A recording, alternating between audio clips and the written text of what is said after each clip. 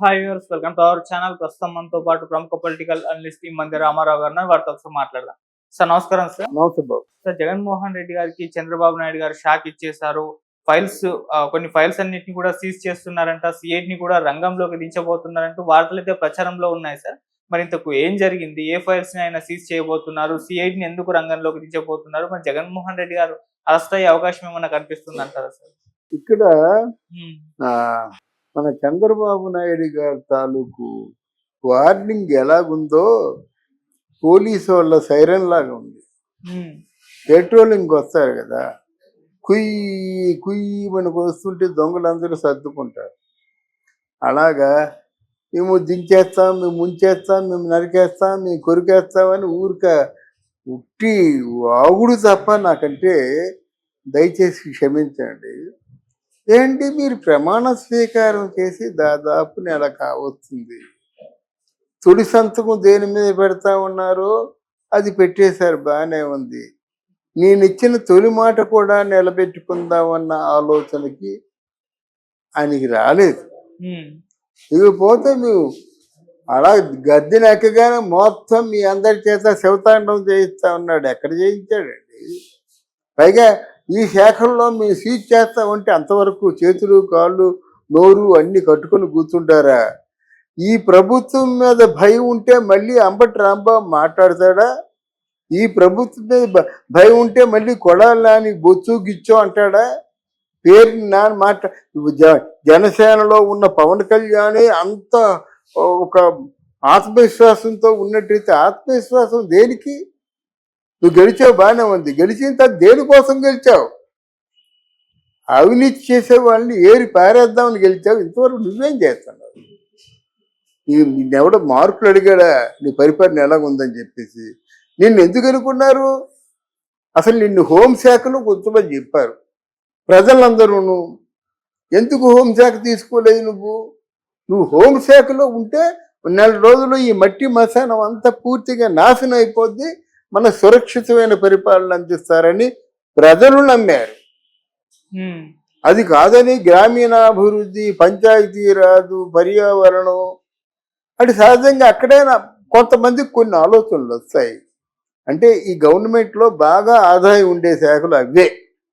ఆ శాఖల్లో కొన్ని నువ్వు, కొన్ని లోకేష్ పంచుకున్నారు. అసలు వీళ్ళ మాట ఏమిటి? ఫస్ట్ ప్రశ్న కూటమి ప్రభుత్వం ఆలోచించుకోవాలి. రెండోది ఏంటంటే, అసలు నువ్వు సీజ్ చేసి ఏం చేస్తావయ్యా? ఫైళ్ళన్నీ తగలబడిపోయాయని నువ్వే చెప్తున్నావు.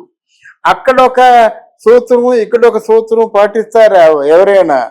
జగన్మోహన్ రెడ్డి గారి ప్రభుత్వంలో కీలకమైన ఫైల్స్ అన్నీ ఎప్పుడైతే ఈయనకి ఓటమి దిశగా ఓట్లు పడ్డాయని తెలిసిందో అప్పుడే క్లియర్ అయిపోయి ఉంటాయి. నీకేం దొరుకుతుంది? ఏం దొరకదు నీకు.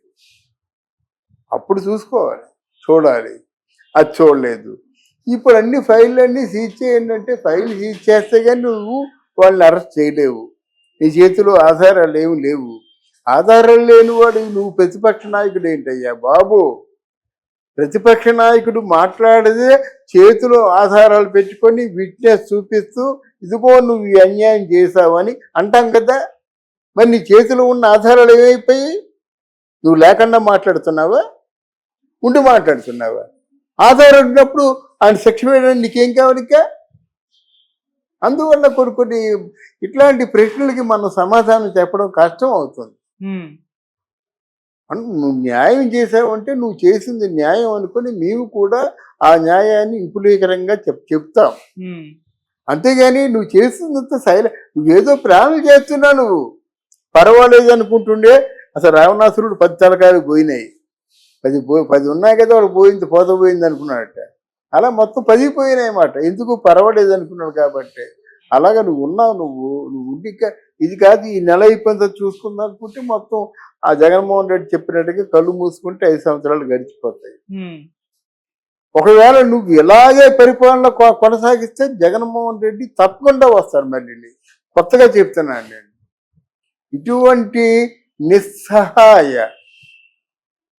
అంటే దయనీయ పరిపాలన చేసినట్టయితే నువ్వు ఎవరి మీద కూడా యాక్షన్లు తీసుకోకుండా గౌతమ బుద్ధుడు శ్రీరామచంద్రుడు అనిపించుకున్నట్టయితే మీరెందుకండి ప్రజలకి ఒక ఒక నక్సలైట్ ఎందుకు సక్సెస్ అవుతున్నాడు, ఒక గజ దొంగ ఎందుకు సక్సెస్ అవుతున్నాడు చెప్పగలరా? వాడు గజ దొంగ అయినప్పటికి కూడా వాడు గొప్పోళ్ళు కొడుతున్నాడు, పేదోళ్ళకి పెడుతున్నాడు. సింపుల్ సూత్రం. మీరు అలాగే చేయండి. అవినీతి పనులు కొట్టండి. 4,000 ఎకరాలు కబ్జా చేసిన పెద్దిరెడ్డి రామచంద్రారెడ్డి నుంచి ఎన్ని వేల కోట్లు ఆదా చేయొచ్చండి. ఎన్ని పనులు పనిచేస్తుంది. ఎవడి తక్కువ వస్తుంది. అక్రమంగా సంపాదించిన ఆస్తులన్నీ కూడా వేలం వేయండి. ఆ డబ్బుతో ప్రభుత్వానికి నడపండి. మరిన్ని మంచి పనులు చేయండి. మేము కారు కదపం, ఏసీ రూముల్లో కూర్చుంటాం, మాకు అందరూ వస్తారు, వార్తలు వినిపిస్తుంటాయి. మీ ఆ పని మీద ఉన్నామంటే ఆ పని మీద 50 రూపాయలు అయిపోయింది. అవతల పక్క మీరు చేసిందంతా అన్యాయం, మీరంతా అవినీతిమయం చేసేస్తున్నారు, మీరు అన్యాయంగా మా మీద నిందలేస్తున్నారు అని వాళ్ళు అంటున్నారు. అందుకే మీరు 36 హత్యలు చేశారని మేము చెప్తున్నా సరే మీరు దబాయించేస్తున్నారు అంటున్నారు. మీ వేగం బట్టి, ఈ వేగం లేకపోతే ఎవడైనా అదే మాట అంటాడు. అమ్మో చిటికేస్తే నొక్కేస్తారా, చిటికేస్తే కొట్టేస్తారా, చిటికేస్తే మమ్మల్ని తోసేస్తాడంటే ఎంత ధైర్యంగా వాళ్ళు ఎందుకు మాట్లాడతారు? అది ఆలోచించుకోవాలి. అది ఒకటి. ఇక్కడ మనం తెలుసుకోవాల్సింది ఏంటంటే మాటలు కాదు చేతలు ముఖ్యం. హిట్లర్ ఎందుకు పేరు తెచ్చుకున్నాడండి? ఇప్పుడు ఎవరైనా ఇందిరాగాంధీ ఎందుకు పేరు తెచ్చుకుందండి? కొంత తప్పదు, కొంత సామాజిక వ్యతిరేకత వస్తుంది. ఆ రోజు ఒక స్త్రీ మహిళా నేతను చూసి ప్రపంచం ఉడిగిపోయింది. అలీన దేశాలకేమో 144 దేశాలకి అధ్యక్షురాలుగా ఎన్నుకున్నారు. ఎందుకంటే నిమిషాల మీద యాక్షన్లు ఉండే.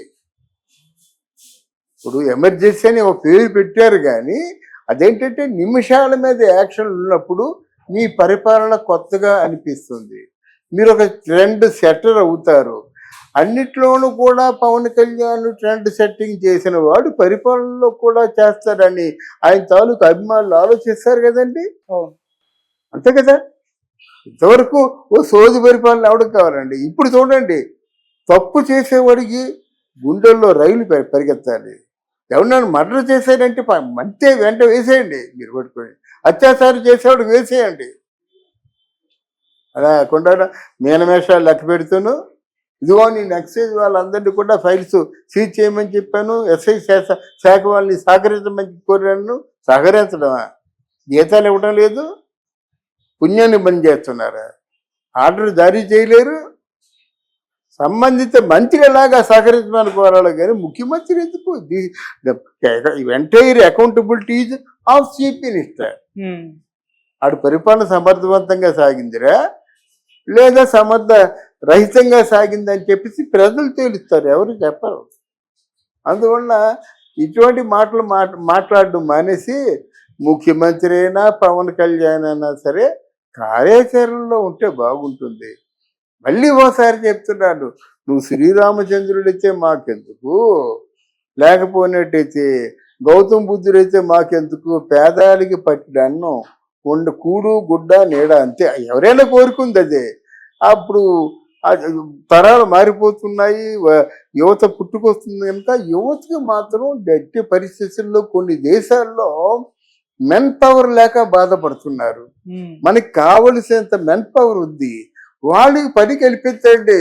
అదే బొత్తుకుంటున్నాం. Thank you so much. Thank you అమ్మా.